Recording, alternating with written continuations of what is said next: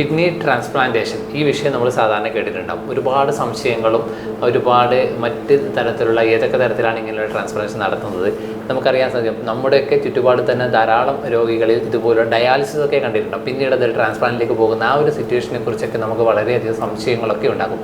ഈ വിഷയമാണ് ഇന്ന് കാസർഗോഡ് വിഷൻ്റെ മെഡി ട്രാക്കിൽ ഡിസ്കസ് ചെയ്യുന്നത്. ഈ വിഷയത്തെക്കുറിച്ച് കാസർഗോഡ് വിഷൻ്റെ പ്രേക്ഷകരോട് സംസാരിക്കുന്നത് കണ്ണൂർ ആസ്റ്റർ മിംസിലെ നെഫ്രോളജിസ്റ്റ് ഡോക്ടർ ബിജോയ് ആൻ്റണിയാണ്. Sir welcome. സർ, ഞാൻ ഇപ്പോൾ ഇൻട്രോയിൽ പറഞ്ഞില്ലേ കിഡ്നി ട്രാൻസ്പ്ലാന്റേഷൻ. ഇപ്പം നമുക്ക് സാധാരണ കൂടുതൽ കേൾക്കുന്ന ഒരു വാക്കാണ് കിഡ്നി ട്രാൻസ്പ്ലാന്റേഷൻ. ഒരു മനുഷ്യൻ്റെ ഒരു അവയവം മാറ്റിവെക്കൽ എന്ന് പറഞ്ഞാൽ പലതരത്തിലുള്ള അവയവങ്ങൾ മാറ്റിവെക്കുന്നതിനെ കുറിച്ചൊക്കെ നമ്മൾ കേട്ടിട്ടുണ്ട്. പ്രേക്ഷകർക്ക് അറിയാം പലതരത്തിലുള്ള അവയവങ്ങൾ മാറ്റിവെക്കുന്നുണ്ട്. അതൊക്കെ ഒരു സെൻസേഷണൽ ന്യൂസ് ആകുന്ന ചില സാഹചര്യങ്ങളൊക്കെ കാണുന്നുണ്ട്. അവയവം കൊണ്ടുപോകുന്ന ആംബുലൻസിന് വഴിയൊക്കെ ഇങ്ങനെ മാറിക്കൊടുത്തുകൊണ്ട് പോലീസ് അകമ്പടിയോടുകൂടി കൊണ്ടുപോകുന്ന ഒട്ടേറെ സിറ്റുവേഷൻസ് നമ്മൾ കാണുന്നുണ്ട്. ഒരു മനുഷ്യൻ്റെ കിഡ്നി മാറ്റിവെക്കേണ്ട ഒരു സിറ്റുവേഷൻ എങ്ങനെയാണ് ഇവോൾവ് ചെയ്യുന്നത്?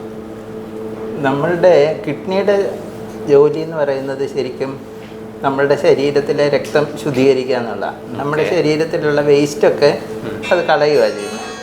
അത് കേടായാൽ ഉടനെ നമ്മൾ അതിനെ പകരം ചെയ്യേണ്ട ആവശ്യമില്ല. നമ്മൾ കുറേ നാൾ എന്താ വെച്ചാൽ കിഡ്നിയുടെ പ്രവർത്തനം തീരെ കുറഞ്ഞ് ഒരു 10% താഴെയായി കഴിയുമ്പം, അതായത് 90% പോയി കഴിയുമ്പം നമുക്ക് ഈ കിഡ്നി പ്രവർത്തിക്കാത്തത് കൊണ്ടുള്ള ജീവന അപകടം വരുന്ന കോംപ്ലിക്കേഷൻസ് വരാൻ തുടങ്ങും. ആ അവസ്ഥയിൽ രോഗി എത്തിക്കഴിയുമ്പം നമ്മൾ കിഡ്നിയുടെ ജോലി എന്തെങ്കിലും ഒരു മാർഗത്തിലൂടെ പകരം ചെയ്തു കൊടുക്കണം. അതിന് സാധാരണ എല്ലാവരും ചെയ്യുന്നതാണ് നമ്മുടെ ഈ ഹീമോഡയാലിസിസ്, ബ്ലഡ് ശുദ്ധീകരിക്കുക, തിരിച്ചു കൊടുക്കുക. പിന്നുള്ളത് വയറിൽ ട്യൂബിട്ട് ചെയ്യുന്ന പെരിട്ടോണിയൽ ഡയാലിസിസ്. അത് വയറിനകത്തൊരു ട്യൂബ് ഇടും, അതിനകത്തേക്ക് ഒരു ലൈനി വയറിലേക്ക് കയറ്റി വിടും. അന്നേരം നമ്മുടെ ശരീരത്തിലുള്ള വേസ്റ്റ് ആ ലൈനിയിലോട്ട് വരും. അന്നേരം അതങ്ങ് ഒഴുക്കിക്കളയും. വീണ്ടും അതിനകത്തോട്ട് ഇട്ട് വെക്കും. ഒരു 4 മണിക്കൂർ കൂടുമ്പോൾ അകത്തോട്ട് ഇടുക, ഒഴുക്കിക്കളയും. അങ്ങനെ ചെയ്യുമ്പോൾ നമ്മുടെ ദേഹത്തെ വേസ്റ്റൊക്കെ പോകും. അതാണ് പെരിട്ടോണിയൽ ഡയാലിസിസ്. ഒരു സംശയം വരുന്നത്, കാരണം നമ്മളിപ്പോൾ സാർ 2 തരത്തിലുള്ള ഡയാലിസിനെ കുറിച്ച് പറഞ്ഞു. ഹീമോ ഡയാലിസിസ് രക്തം ശുദ്ധീകരിക്കുന്നു, അതോടൊപ്പം തന്നെ വയറിനകത്തേക്ക് ഒരു ട്യൂബ് ഇട്ട് ചെയ്യുന്നത്. ഇത് ഏത് രോഗിക്ക് അല്ലെങ്കിൽ ഇന്ന രോഗിക്ക് ഈ ഡയാലിസിസ് ആണെന്ന് എങ്ങനെയാണ് നിശ്ചയിക്കുന്നത്? അത് തീരുമാനിക്കുന്നത് എങ്ങനെയാണെന്ന് വെച്ചാൽ കൂടുതൽ പേരും ഈ മറ്റേ പെരിട്ടോണിയൽ ഡയാലിസിസ് എന്ന് പറഞ്ഞാൽ വയറിൻ്റെ ഡയാലിസിനുള്ള ഒരു ബുദ്ധിമുട്ട് എന്താണെന്ന് വെച്ചാൽ, ഇപ്പം ചില പേഷ്യൻ്റൊക്കെ നിങ്ങൾ കണ്ടിട്ടില്ലേ, നല്ല നീര് വെച്ചൊക്കെ വരും.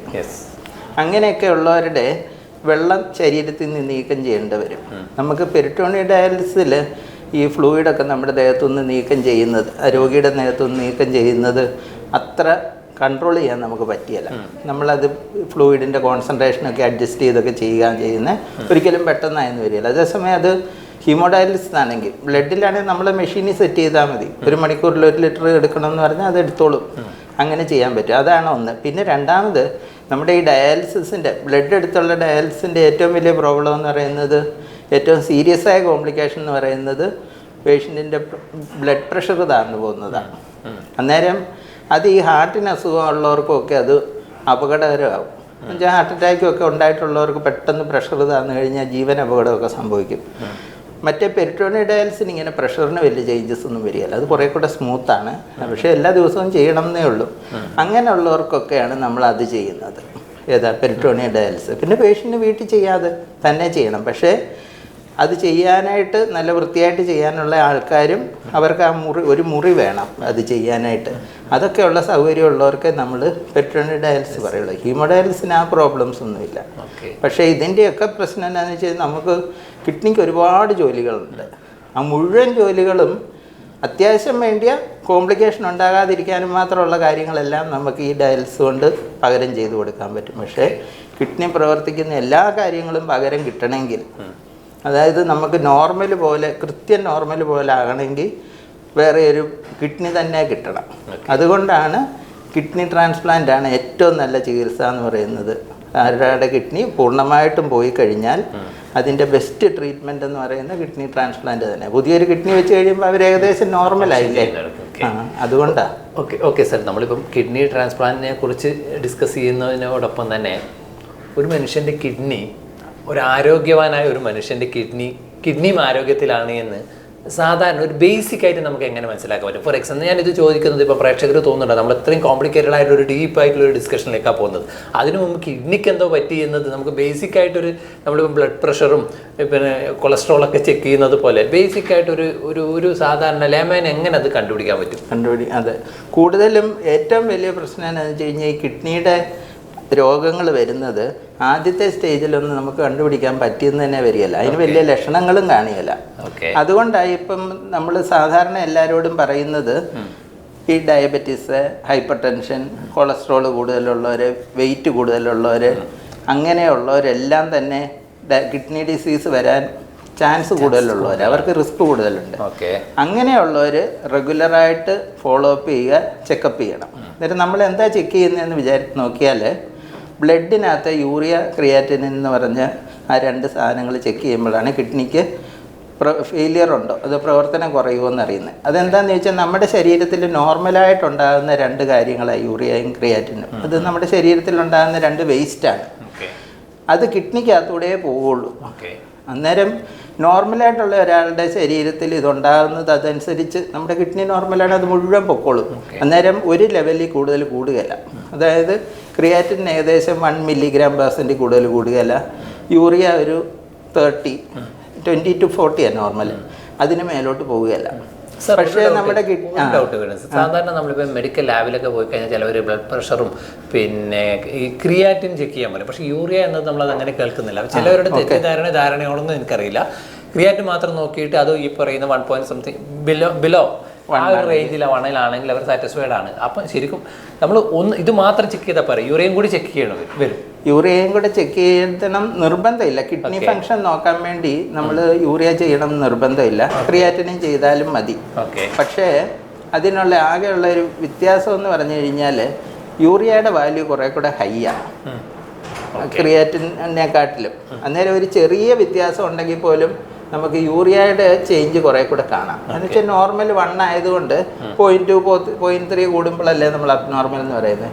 മറ്റേത് 20 to 40 ആയതുകൊണ്ട് കുറച്ചുകൂടെ എവിഡൻ്റ് ആയിട്ട് നമുക്ക് കുറച്ചുകൂടെ അറിയാൻ പറ്റും. പക്ഷേ അതിൻ്റെ ഡിസഡ്വാൻറ്റേജ് എന്നാന്ന് വെച്ച് കഴിഞ്ഞാൽ ഈ യൂറിയ കൂടുന്ന വേറെ പല കാരണങ്ങളുണ്ട്. അതാണ് ഈ വേറെ ചില ഇൻഫെക്ഷൻ മതി, അല്ലെ ശരീരത്തിൽ ജലാംശം കുറയുക, അതിനെല്ലാം അത് കൂടും. അന്നേരം കിഡ്നിയുടെ പ്രവർത്തനം അറിയാൻ കൂടുതൽ റിലയബിൾ ആയിട്ടുള്ളത് ക്രിയാറ്റിനിൻ തന്നെയാണ്. അന്നേരം നമ്മുടെ കിഡ്നി പ്രവർത്തനം കുറയുമ്പം അത് നമ്മുടെ ശരീരത്തിൽ നിന്ന് യൂറിയ, ക്രിയാറ്റിനും പോകാനായിട്ട് പോവുകയല്ല നോർമലായിട്ട്. അന്നേരം ആ കിഡ്നിയുടെ പ്രവർത്തനം കുറയുന്നതനുസരിച്ച് നമ്മുടെ ബ്ലഡിലെ യൂറിയ, ക്രിയാറ്റിനും കൂടി വരും. അത് ഒത്തിരി കൂടിക്കഴിഞ്ഞാൽ അതിൻ്റെ അർത്ഥം കിഡ്നിയുടെ പ്രവർത്തനം തീരെ പോയി. ശരി, അങ്ങനെ റിസൾട്ട് വന്നു കഴിഞ്ഞാൽ അതായത് ഒരു മനുഷ്യൻ്റെ കിഡ്നിയുടെ പ്രവർത്തനം പൂർണ്ണമായും 2 കിഡ്നിയുടെയും പ്രവർത്തനം പൂർണ്ണമായി നിലച്ച് എന്നൊരു സ്റ്റേജ് വരുന്ന സമയത്താണല്ലോ ഇപ്പം സാർ പറഞ്ഞ പോലെ ഡയാലിസിന് ശേഷം പിന്നീടുള്ള ഒരു പ്രോപ്പർ ഓപ്ഷൻ എന്ന് പറയുന്നത് കിഡ്നി ട്രാൻസ്പ്ലാന്റ് ആണ് അല്ലേ? അങ്ങനെയാണെങ്കിൽ അതിൻ്റെ പ്രൊസീജിയർ എന്താണ്? അന്നേരം ഇതിന് ഞാനിപ്പോൾ പറഞ്ഞതുപോലെ തന്നെ കിഡ്നി പ്രവർത്തിക്കാതിരിക്കുമ്പോൾ ഈ 3 ഓപ്ഷൻ ഉണ്ട്. ഡയാലിസിസ് ഉണ്ട്, മറ്റേ പെരിറ്റോണിയൽ ഡയാലിസിസ് ഉണ്ട്, ട്രാൻസ്പ്ലാന്റും ഉണ്ട്. അതിനകത്ത് ഏറ്റവും നല്ലത് ട്രാൻസ്പ്ലാന്റാണ്. പേഷ്യൻറ്റിന് ചെയ്യാവുന്ന അവസ്ഥയിലാണ് പേഷ്യൻ്റ് എങ്കിൽ. അപ്പം നമുക്ക് മുഴുവൻ പേർക്കും കിഡ്നി ട്രാൻസ്പ്ലാന്റ് ചെയ്യാൻ പറ്റിയല്ല. എല്ലാം ഈ കിഡ്നി ഫെയിലിയർ പറ്റിയല്ല. അതെന്നു വെച്ച് കഴിഞ്ഞാൽ അവർ ഫിറ്റ് ആയിരിക്കില്ല, സർജറി ഫിറ്റ് ആയിരിക്കില്ല. എന്ന് വെച്ച് കഴിഞ്ഞാൽ അവർക്ക് ഒന്ന് ഇപ്പം വേറെ എന്തെങ്കിലും ഒരു അസുഖം ഉണ്ടെന്ന് വിചാരിച്ചാൽ അവർക്ക് ഹാർട്ട് ഫെയിലിയർ അങ്ങേറ്റത്തിലിരിക്കുക, അല്ലെ എന്തെങ്കിലും ഒരു ക്യാൻസർ ഉണ്ട്, അല്ലെ ശ്വാസകോശത്തിൻ്റെ അസുഖം കൂടുതലായിട്ടുണ്ട്, അങ്ങനെ എന്തെങ്കിലും വളരെ മോശമായ അവസ്ഥയിലുള്ള രോഗിയാണെങ്കിൽ നമ്മൾ ഒരിക്കലും ചെയ്യലാത്ത എന്തുകൊണ്ടാണ്? നമ്മൾ കിഡ്നി പകരം വെച്ച് കൊടുത്തു എന്ന് പറഞ്ഞതുകൊണ്ട് മാത്രം അവർക്ക് അവർക്ക് ജീവൻ കൂടുതൽ കാലം കിട്ടുന്നില്ല. അതേസമയം കിഡ്നിക്ക് മാത്രം കേടുള്ള ഒരാളാണെങ്കിൽ നമ്മൾ അവരുടെ കിഡ്നി മാറ്റി വെച്ച് കൊടുത്തു കഴിഞ്ഞാൽ അവർ ഏകദേശം ഒരു നോർമൽ മനുഷ്യനെ പോലല്ലേ. അതുകൊണ്ടാണ് അതങ്ങനെ ചെയ്യുന്നത്. അന്നേരം പിന്നെ ട്രാൻസ്പ്ലാന്റ് സർജറി ഒരുപാട് നേരമുള്ള ഒരു സർജറിയാണ്. 4 hours 5 hours ഒക്കെ എടുക്കും.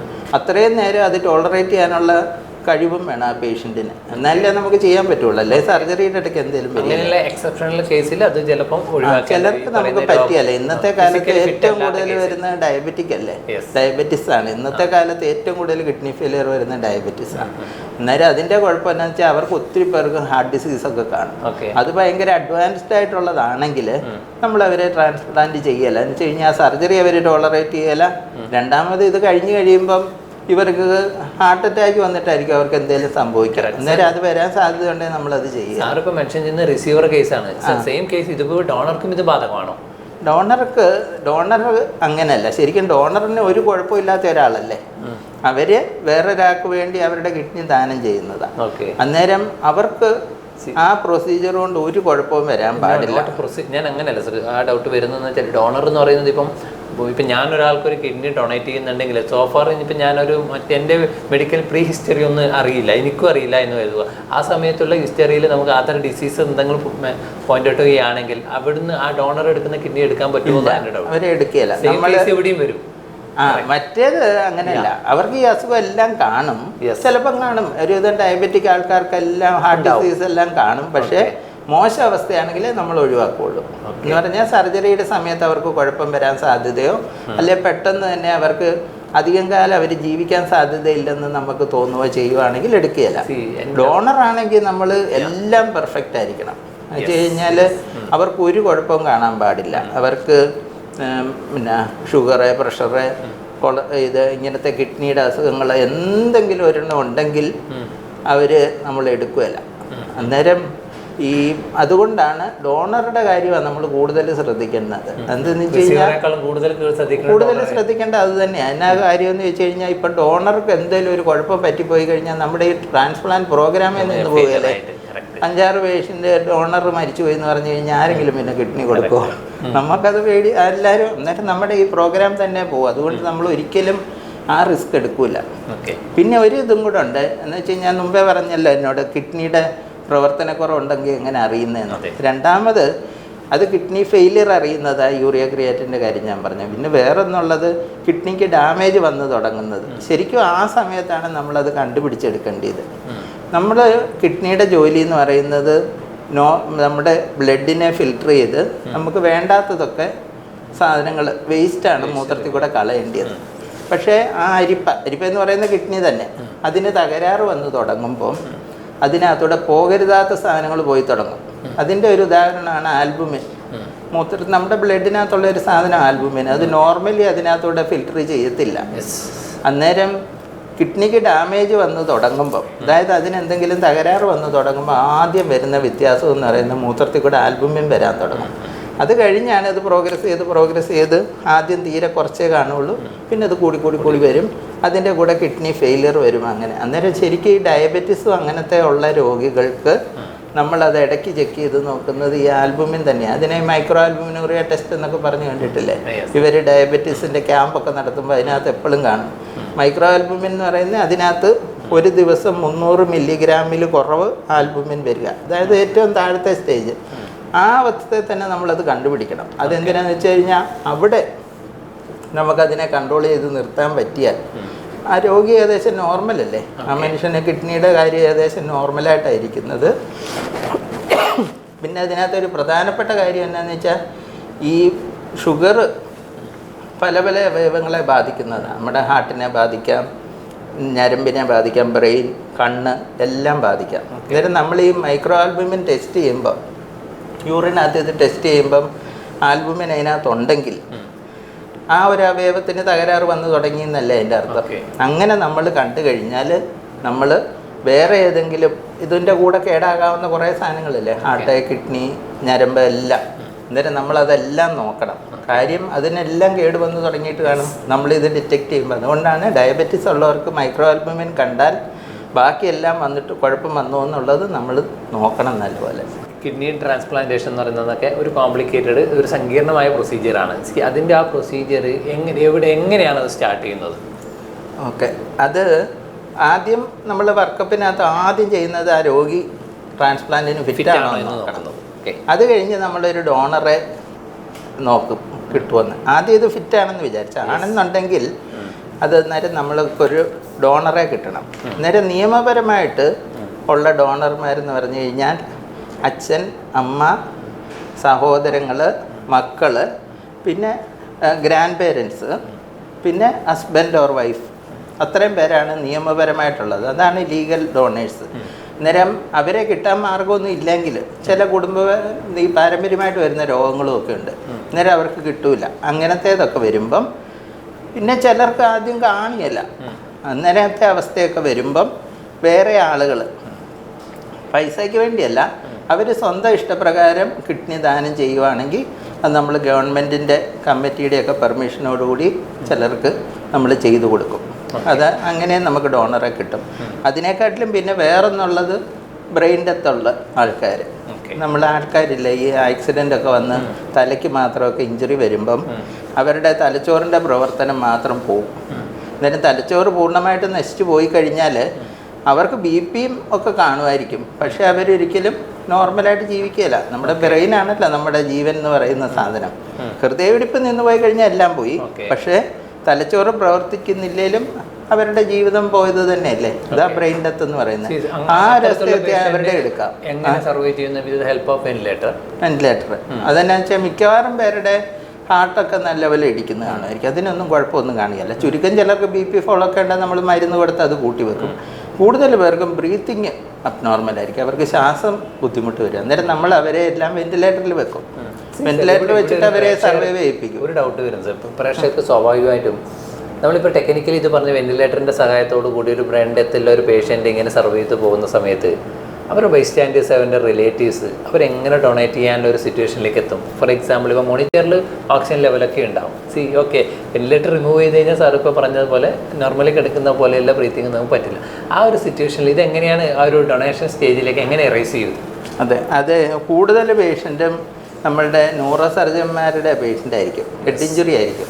നമ്മളെപ്പോഴും കണ്ടിട്ടില്ലേ ബൈക്ക് ആക്സിഡൻറ്റ്, പിന്നെ അങ്ങനത്തേതൊക്കെ അവരെല്ലാം ഒത്തിരി പേര് യങ് ആൾക്കാരായിരിക്കും. എന്നുവെച്ചാൽ വേറെ ഒത്തിരി അസുഖങ്ങളുള്ള ഒരാളുടെ കിഡ്നി നമുക്ക് എടുക്കാൻ പറ്റിയല്ല, അത് കേടുള്ളത് എടുത്തിട്ട് തന്നെ കാണിക്കാൻ. അതുകൊണ്ട് എപ്പോഴും നല്ല കിഡ്നി ഉള്ളത് ഇങ്ങനത്തെ യങ് ആൾക്കാരായിരിക്കും. അത് കൂടുതൽ പേരും ആക്സിഡൻറ്റും ഒക്കെ ആയിരിക്കും. അന്നേരം അവർ മോശമായി കഴിയുമ്പം ന്യൂറോ സർജന്മാരൊക്കെ അവർ പരിശോധിക്കുമ്പോൾ അവർക്കറിയാം ബ്രെയിൻ ഡെത്തായി കാണുമെന്ന്, അതിൻ്റെ പ്രവർത്തനം കുറഞ്ഞു എന്ന്. അങ്ങനെ ഒരു സംശയം വരുമ്പം അത് നമ്മളുമായിട്ട് റിലേറ്റഡ് അല്ല. അതിൻ്റെ ഏറ്റവും പ്രധാനപ്പെട്ട കാര്യം ഞങ്ങൾ ആരെയും ഇതിനകത്ത് ഇൻവോൾവ് ആക്കുക പോലുമില്ല. ഏതാ നെഫ്രോളജിയും യൂറോളജിയും അവരൊക്കെ എന്നുവെച്ചാൽ ഞങ്ങൾ ആ കിഡ്നി ട്രാൻസ്പ്ലാന്റ് ഒക്കെ ചെയ്യുന്നവർ. അതുകൊണ്ട് നമ്മളെ അതിനകത്ത് ഇൻവോൾവ് ചെയ്യിപ്പിക്കുക പോലുമില്ല. അവരും എമർജൻസി മെഡിസിൻ അങ്ങനത്തെ ആൾക്കാർ അതിൻ്റെ ബൈസ്റ്റാൻഡറോടും നമ്മൾ പറഞ്ഞു കൊടുക്കും. അവർ ആ കൂട്ടത്തിൽ അത് അവർ ശരിക്കും ബ്രെയിൻ ഡെത്തായി എന്ന് സർട്ടിഫൈ ചെയ്യാനായിട്ട് 4 ഡോക്ടർമാർ വേണം. അതിനകത്ത് ന്യൂറോളജിസ്റ്റ്, ന്യൂറോ സർജൻ, പിന്നെ ഫിസിഷ്യൻ, അനസ്തീഷ്യക്കാർ അല്ലെങ്കിൽ എമർജൻസി മെഡിസിൻ, അവരെല്ലാം അതിനകത്ത് ഒരു 4 പേര് വേണം. അവർ വന്നേച്ച് നോക്കും. പിന്നെ ഒരു 6 മണിക്കൂർ കഴിഞ്ഞ് അവർ നോക്കി കഴിയുമ്പം അതിന് കുറേ ടെസ്റ്റൊക്കെ ചെയ്യുമ്പോൾ അവർക്കറിയാം ബ്രെയിൻ ഡെത്തായി എന്ന്. അത് കഴിയുമ്പം 6 മണിക്കൂറൂടെ കഴിഞ്ഞ് അവർ ഒന്നുകൂടെ വന്ന് നോക്കും. പേഷ്യൻ്റ് വെന്റിലേറ്ററിലല്ല, വെന്റിലേറ്ററിലല്ല, അതിനകത്ത് ആപ്നിയ ടെസ്റ്റ് എന്നും പറഞ്ഞ് തന്നെ ചെയ്യും. അവരവിടെ വരുമ്പം പേഷ്യൻറ്റിൻ്റെ വെന്റിലേറ്ററിൽ നിന്ന് മാറ്റി നോക്കും അവർ സ്വന്തമായിട്ട് ബ്രത്ത് എടുക്കുന്നുണ്ടോ എന്ന്. അവർക്ക് എന്തെങ്കിലും അവർ തന്നെ ശ്വാസമൊക്കെ എടുക്കുന്നുണ്ടെങ്കിൽ അവരെ നമ്മൾ എടുക്കുകയില്ല. അന്നേരം അവർ ഒരു പ്രാവശ്യം നോക്കി ഒരു ഡൗട്ടും വരാതിരിക്കാനും ഒരു തെറ്റും വരരുത്. ഒരാൾ മരിക്കാത്ത ഒരാളിനെ നമ്മൾ ഒരു കാരണവശാലും അങ്ങനെ ചെയ്യാൻ പാടില്ലാത്തത് കൊണ്ട് 6 മണിക്കൂർ കഴിഞ്ഞ് വീണ്ടും അവർ തന്നെ വന്ന് നോക്കും. അതിനകത്തൊന്നും നമ്മൾ നെഫ്രോളജിക്കാരോ യൂറോളജി അവരൊന്നും ഇൻവോൾവ് ആയിരിക്കുകയില്ല. അന്നേരം ആണ് ഇതെടുക്കുന്നത്. അന്നേരം ആ ബൈസ്റ്റാൻഡേഴ്സിനെ കൺവിൻസ് ചെയ്യുക എന്ന് പറയുന്നത് ആണ് അതിനകത്ത് ഏറ്റവും ബുദ്ധിമുട്ടുള്ള കാര്യം. എന്നുവെച്ചാൽ ഒരാൾ അവർ വന്ന് നോക്കുമ്പോൾ പേഷ്യൻ്റ് വെന്റിലേറ്ററിലായതുകൊണ്ട് ശ്വാസം എടുക്കുന്നത് പോലെ കാണാം. പിന്നെ BP-യും പൾസും ഒക്കെ ഉണ്ട്, മോണിറ്ററിൽ നോക്കുമ്പോൾ അതെല്ലാം ഉണ്ട്. അന്നേരം അവരോട് നമ്മളത് പറഞ്ഞ് മനസ്സിലാക്കി കൊടുക്കണം ബ്രെയിൻ പ്രവർത്തിക്കുന്നില്ല എന്ന്. അന്നേരം അതിന് വേണ്ടിയത് അവർ പറഞ്ഞും കൊടുക്കും. ഇന്ന ടെസ്റ്റൊക്കെ ചെയ്യുമ്പോഴാണ് ബ്രെയിൻ ഡെത്തായി എന്ന് നമ്മൾ അറിയുന്നത്. അന്നേരം അതിൻ്റെ ബൈസ്റ്റാൻഡേഴ്സിനെ, ക്ലോസ് റിലേറ്റീവ്സിനെ നമ്മൾ വിളിച്ച് കാണിക്കുകയും ചെയ്യും. ഇതൊക്കെയാണ് നമ്മൾ ചെയ്യുന്ന ടെസ്റ്റ്. അതെല്ലാം ചെയ്യുമ്പം അവർക്ക് ജീവനില്ല. അന്നേരം അവരവരുടെ അവയവങ്ങൾ ദാനം ചെയ്തു കഴിഞ്ഞാൽ എത്ര മനുഷ്യർക്ക് ഒരു നല്ല ജീവിതം കിട്ടുന്നത്. 2 kidney, liver, heart, lungs, cornea കണ്ണിൻ്റെ, അങ്ങനെ ഇതെല്ലാം അവർക്ക് കിട്ടും. അന്നേരം ഒരുപാട് പേർക്ക് അതുകൊണ്ട് അവർ ജീവിക്കും. ഇങ്ങനെ ഇവർ കണ്ടിട്ടില്ലേ, ഒരാൾ എന്നിലൂടെ ഇത്രയും പേര് ജീവിക്കും എന്നും പറഞ്ഞുകൊണ്ടാണ് നമ്മൾ പത്രത്തിലൊക്കെ കണ്ടിട്ടില്ലേ. അതൊരു സത്യമാണ്. എത്ര പേരുണ്ട് അങ്ങനെ ജീവിക്കുന്നവർ, കടാവർ ഇതുകൊണ്ട് ജീവിക്കുന്നവർ. ഓക്കെ ശരി. അങ്ങനെയാണ് ബ്രെയിൻ ഡെത്ത് സ്ഥിരീകരിച്ചു കഴിഞ്ഞാൽ എത്ര സമയത്തിനുള്ളിൽ ഈ അവയവങ്ങൾ റിമൂവ് ചെയ്യണം? അത് നമ്മൾ അതിന് ഈ കുറച്ച് പ്രൊസീജിയറൊക്കെ ഉള്ളത് കൊണ്ടാണ് കുറച്ച് ഇത് ഒന്നാതെ ഇവർ കൺവിൻസ് ചെയ്തായി കിട്ടാനും ഇതിനും എല്ലാം കൂടെ സമയം എടുക്കും. പിന്നെ ഞാൻ പറഞ്ഞില്ല 2 പ്രാവശ്യം ടെസ്റ്റ് ചെയ്യുന്ന എങ്ങനെയും മിനിമം 6 hours എടുക്കും. അത്രയൊന്നും അല്ല ശരിക്കും. നമ്മളൊരു പേഷ്യൻറ്റിനെ ന്യൂറോ സർജൻ കണ്ടു, അവർക്ക് ബ്രെയിൻ ഡെത്താന്ന് തോന്നിയാൽ പോലും ഒറ്റയടിക്ക് അവർ പറയാനൊന്നും പോകുന്നില്ല ബ്രെയിൻ ഡെത്തായെന്ന്. ഒരു ഡൗട്ട് ഉണ്ടെങ്കിൽ അവർ കുറേ നേരം കഴിഞ്ഞ് അവർ തന്നെ പിന്നെ നോക്കും. അവർക്കത് എത്രയായി കഴിഞ്ഞാൽ അവർ വേറെ ന്യൂറോ സർജനെ ആക്കാൻ ആൾക്കാരെ വിളിച്ചിട്ട് കാണിക്കുകയുള്ളൂ. അങ്ങനെയൊക്കെ സമയം കിട്ടും. അന്നേരം ഒരാൾ കടാവർ എടുക്കുകയാണെങ്കിൽ എത്രയും പെട്ടെന്ന് എടുക്കുന്ന അത്രയും നല്ലത്. അതിനാ പറയുന്നത്, നമ്മൾ ആ അവയവം താമസിക്കും തോറും അതിന് ഡാമേജ് വരാനുള്ള സാധ്യത കൂടുതലല്ലേ. അതുകൊണ്ട് എടുക്കുക, എന്നിട്ട് അത് അതുപോലെ അതെടുത്ത് പുറത്തെടുത്ത് കഴിയുമ്പോഴത്തേനും അത് പിന്നെ കേടായിപ്പോകും. അതാണ് ഈ അതിനകത്ത് ഒരു പ്രത്യേക ലായനിയുണ്ട്. അത് വെച്ചിട്ട് അത് നല്ല തണുപ്പിച്ചതാണ്. അത് തണുപ്പിക്കുന്ന എന്തിനാന്ന് വെച്ചാൽ നല്ല ഫ്രോസൺ ആയിരിക്കും. അത് ഇതിൻ്റെ ചുറ്റും ഐസൊക്കെ ഇട്ടിട്ടാണ് നമ്മൾ കൊണ്ടുപോകുന്നത്. എന്ന് വെച്ചാൽ നമ്മുടെ മെറ്റബോളിസം കുറയും, ആ അവയവത്തിനൊക്കെയുള്ള ഓക്സിജൻ റിക്വയർമെൻ്റ് എല്ലാം കുറയും. തണുപ്പ്, തീരെ തണുപ്പ്. നമ്മൾ ഫ്രീസ് ചെയ്ത് കഴിഞ്ഞ് കഴിഞ്ഞാൽ നമ്മുടെ അവയവങ്ങൾക്കൊക്കെ ഓക്സിജൻ തീരെ കുറച്ച് മതിയല്ലോ. അന്നേരം അത് കൂടുതൽ നേരം അങ്ങനെ ജീവിക്കും. അതിനു വേണ്ടി അന്നേരം അത് അവരുടെ കിഡ്നിയുടെ രക്തക്കുഴലിലോട്ട് അതിന് വേണ്ടിയ ന്യൂട്രീഷനൊക്കെ കിട്ടാനായിട്ടുള്ള ഫ്ലൂയിഡ് കൊടുത്തുകൊണ്ടിരിക്കും. എന്നിട്ട് ഐസിനകത്ത് അത് വെച്ചിട്ട് അതും എത്രയും പെട്ടെന്ന് കൊണ്ടുപോകുക അത്രയും പെട്ടെന്ന്. നിങ്ങൾ സിനിമയിലൊക്കെ കണ്ടിട്ട് കാണില്ല, ട്രാഫിക്കും അതിനകത്തൊക്കെ അവരത് ഹാർട്ട് കൊടുത്തുകൊണ്ട് വേഗം പോകുന്നത്. അത് എത്രയും പെട്ടെന്ന് ചെന്നില്ലെങ്കിൽ അവിടെ ചെല്ലുമ്പോഴത്തേനും അത് കേടായിപ്പോയി കാണിയല്ലോ, പിന്നെ അത് വെച്ചാൽ പ്രവർത്തിക്കുകയല്ലോ. നമ്മളിപ്പം കിഡ്നി ട്രാൻസ്പ്ലാന്റ് ചെയ്തു, കിഡ്നി മാറ്റി വെച്ച് കഴിഞ്ഞാൽ പിന്നീട് ഉണ്ടാകുന്ന ഫോളോ അപ്പ് എന്തൊക്കെയാണ്? അന്നേരം ഈ കിഡ്നി ട്രാൻസ്പ്ലാന്റിൻ്റെ പ്രശ്നങ്ങളെന്ന് പറയുന്നത്, നമ്മൾ വേറൊരാളുടെ നമ്മുടെ ശരീരത്തിൽ ഈ ഇമ്മ്യൂണിറ്റി, അതായത് രോഗപ്രതിരോധ ശക്തി എന്ന് പറഞ്ഞൊരു കാരണമുണ്ട്. അതെന്തിനാന്ന് ചോദിച്ചു കഴിഞ്ഞാൽ നമ്മുടെ ശരീരത്തിൽ വേറെ അണുക്കളൊന്നും വന്ന് കയറാതിരിക്കാനായിട്ട്. നമ്മുടെ ബാക്ടീരിയ എല്ലാം നമ്മുടെ അന്തരീക്ഷത്തിലുണ്ട്. അത് നമ്മളെ കയറി ബാധിക്കാത്ത എന്തുകൊണ്ടാണ്? നമ്മുടെ ഇമ്മ്യൂണിറ്റി കൊണ്ടാണ്. അത് അതിനെ ചെറുത്ത് നിൽക്കുക ചെയ്യുന്നത്. അന്നേരം വേറൊരാളുടെ കിഡ്നി നമ്മുടെ ദേഹത്ത് വെക്കുമ്പം നമ്മുടെ ശരീരം അതിനെ ഇതേമാതിരിയാണ് കൺസിഡർ ചെയ്യുന്നത്. വെളിയിൽ നിന്നുള്ള എന്തോ ഒരു സാധനം നമ്മുടെ ദേഹത്ത് വന്ന് കയറി അന്നേരം അത് അതിനെ പുറത്താക്കാൻ നോക്കും. ഇപ്പം ബാക്ടീരിയ കയറി അത് അതിനെ കൊല്ലാൻ നോക്കുകയല്ലേ നമ്മുടെ ശരീരം എന്ന് പറഞ്ഞ പോലെ. കിഡ്നി അവിടെ വെച്ച് കഴിഞ്ഞാൽ കിഡ്നി അത് പുറന്തള്ളി കളയാനാണ് അത് നോക്കുന്നത്. അന്നേരം അതിനു വേണ്ടി നമ്മൾ അതിന് ആദ്യം വലിയ ഇത് തമ്മിൽ മാച്ച് ചെയ്യുക, അല്ലെങ്കിൽ നമ്മൾ എടുക്കില്ല. കുറേ ടെസ്റ്റ് എല്ലാം ചെയ്ത് ഒരുവിധം മാച്ചിങ് ആയി കഴിഞ്ഞാൽ എടുക്കുന്നത്. എന്നാൽ പോലും അത് വെച്ച് കഴിഞ്ഞാൽ നമ്മുടെ ഇമ്മ്യൂണിറ്റി കൊണ്ട് അത് അതിനെ റിജക്റ്റ് ചെയ്ത് കളയും. അതിന് വേണ്ടിയാണ് നമ്മൾ ഇമ്മ്യൂണോ സപ്രഷൻ കൊടുക്കുന്നത്. നമ്മുടെ ഇമ്മ്യൂണിറ്റി കുറച്ച് വെക്കാനായിട്ട് സ്റ്റീറോയിഡും പല മരുന്നുകളുണ്ട്. അതെല്ലാം കൂടെ കൊടുത്ത് അവരുടെ ഇമ്മ്യൂണിറ്റി കുറച്ച് വെക്കും. കുറച്ച് വെക്കുമ്പോൾ ഉള്ള കുഴപ്പം എന്താണെന്ന് ചോദിച്ചു കഴിഞ്ഞാൽ, ഞാൻ പറഞ്ഞില്ല, ഇമ്മ്യൂണിറ്റി എന്ന് പറയുന്ന വേറെ അസുഖങ്ങൾ വരാതിരിക്കാൻ വേണ്ടി ചെയ്യുന്ന വരാതിരിക്കാൻ വേണ്ടിയുള്ളതാണ് ഇമ്മ്യൂണിറ്റി. നമ്മൾ നമ്മുടെ ഇമ്മ്യൂണിറ്റി സപ്രസ് ചെയ്ത് വെച്ച് കഴിയുമ്പം അവർക്ക് ഇൻഫെക്ഷൻ വരും. ഇൻഫെക്ഷൻ വരാം. അതുകൊണ്ടാണ് മെയിനായിട്ട് നമ്മൾ ഫോളോ അപ്പ് നോക്കുന്നത്. അതാ, ഡോസ് പോരാന്നുണ്ടെങ്കിൽ റിജക്ഷൻ ആകും, ഡോസ് കൂടിപ്പോയി കഴിഞ്ഞാൽ ഇൻഫെക്ഷൻ ആകും. അന്നേരം ഇതിന് രണ്ടിനും ഇടയ്ക്ക് നിൽക്കണം. അന്നേരം അതിനു വേണ്ടിയാണ് നമ്മൾ പേഷ്യൻറ്റിനെ മെയിനായിട്ടും ഫോളോ അപ്പ് ചെയ്യുന്നത്. പിന്നെ ഇതിന് കോംപ്ലിക്കേഷൻസ് ഉണ്ട്, ഇൻഫെക്ഷനൊക്കെ വരാം, പിന്നെ ഇപ്പം ഞാൻ പറഞ്ഞ പോലെ റിജക്ഷൻ വരാം. അങ്ങനെ ഉള്ള കാര്യങ്ങളൊക്കെ ഉണ്ടാകുന്നുണ്ടോ എന്ന് അറിയാനായിട്ടാണ് നമ്മൾ പേഷ്യൻറ്റിനെ റെഗുലർ ഫോളോ അപ്പ് ഒക്കെ ചെയ്യുന്നത്. ഹോസ്പിറ്റലൈസേഷൻ വേണ്ടി വരും? സാധാരണ ഒരു 10 ദിവസത്തിൽ കുറവ് മതി. ചിലരൊക്കെ 7 ദിവസത്തിലൊക്കെ ഡിസ്ചാർജ് ചെയ്യുകയൊക്കെ ചെയ്യും.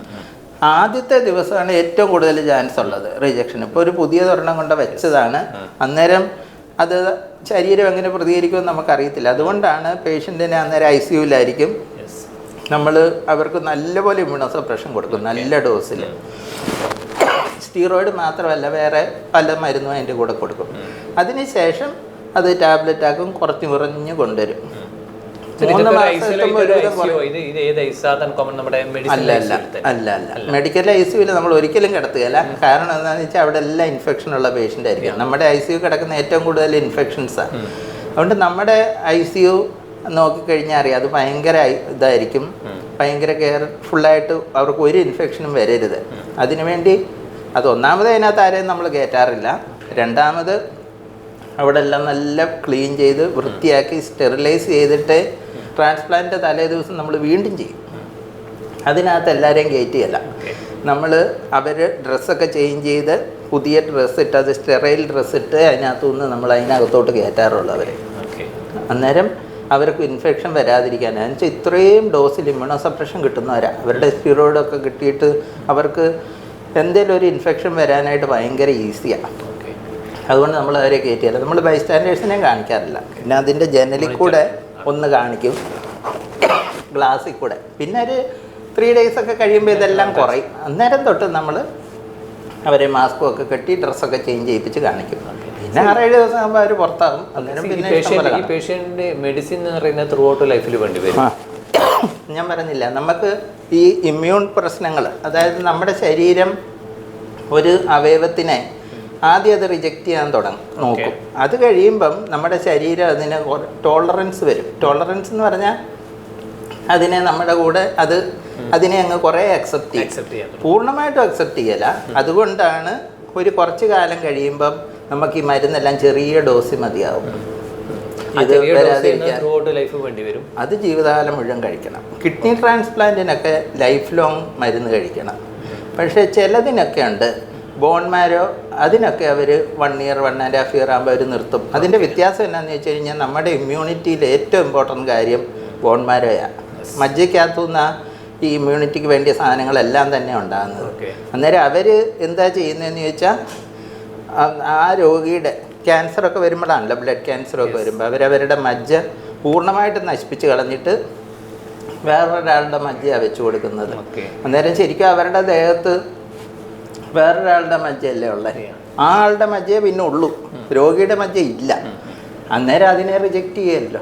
അതുകൊണ്ട് 1 വർഷമൊക്കെ എടുക്കുമ്പോഴത്തേനും അത് അവർ ടോളറേറ്റ് ചെയ്യുക. ആ ശരീരം ഇതിനെ അങ്ങ് അക്സെപ്റ്റ് ചെയ്യും. പിന്നെ മരുന്ന് വേണ്ട. പക്ഷേ കിഡ്നി അങ്ങനെയല്ല.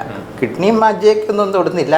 അതുകൊണ്ട് അവനവൻ്റെ ഇമ്മ്യൂണിറ്റി തന്നെ അവർക്കുള്ളത്, രോഗിയുടെ തന്നെ. ഇത് കണ്ടിന്യൂസ് ഇപ്പോൾ നമ്മളിപ്പോൾ ഒരു മെഡിസിൻ കണ്ടിന്യൂസ് ആയിട്ട് ത്രൂ ഔട്ട് ഒരു ലൈഫിൽ കഴിക്കുന്ന സമയത്ത് സ്വാഭാവികമായിട്ട് ഉണ്ടാകുന്ന ചില കോംപ്ലിക്കേഷൻസ് ഈ പേഷ്യൻ്റ് ഉണ്ടാകാൻ സാധ്യത. ഓൾറെഡി കിഡ്നി ട്രാൻസ്പ്ലാന്റ് ചെയ്തൊരു പേഷ്യൻ്റാണ്. അങ്ങനെ ഏതെങ്കിലും തരത്തിലുള്ള ബുദ്ധിമുട്ടുകൾ ഉണ്ടാകാൻ സാധ്യതയുണ്ടോ? അങ്ങനെ അതിന് സൈഡ് ഇഫക്ട്സ് ഒക്കെ ഉണ്ട്. ഇപ്പോൾ സ്റ്റീറോയിഡിനൊക്കെ പല കുഴപ്പങ്ങൾ വരാം. ചിലർക്ക് diabetes, hyper tension, blood pressure കൂടുക, കൊളസ്ട്രോളിൻ്റെ ഇത് കൂടുക, അങ്ങനത്തെ കാര്യങ്ങളെല്ലാം വരും. എല്ലിന് വിലക്കുറവ് വരും. ഇങ്ങനത്തെ എല്ലാം വരും. നോർമൽ ലൈഫ് ലീഡ് ചെയ്യാൻ ഏതെങ്കിലും തരത്തിലുള്ള ബുദ്ധിമുട്ട് വരും. കുറച്ച് ഇതേ ഉള്ളൂ. ഇതൊക്കെ കഴിക്കുന്നത് കൊണ്ട് അധികം ഇൻഫെക്ഷനൊക്കെ വരാതെ നോക്കണം നമ്മൾ അവരോട് എപ്പോഴും പറയും. എന്നുവെച്ചാൽ ഇൻഫെക്ഷൻ കിട്ടിക്കഴിഞ്ഞാൽ ഇവർക്ക് അതൊരു മറ്റേതുപോലല്ല, നല്ലതല്ല.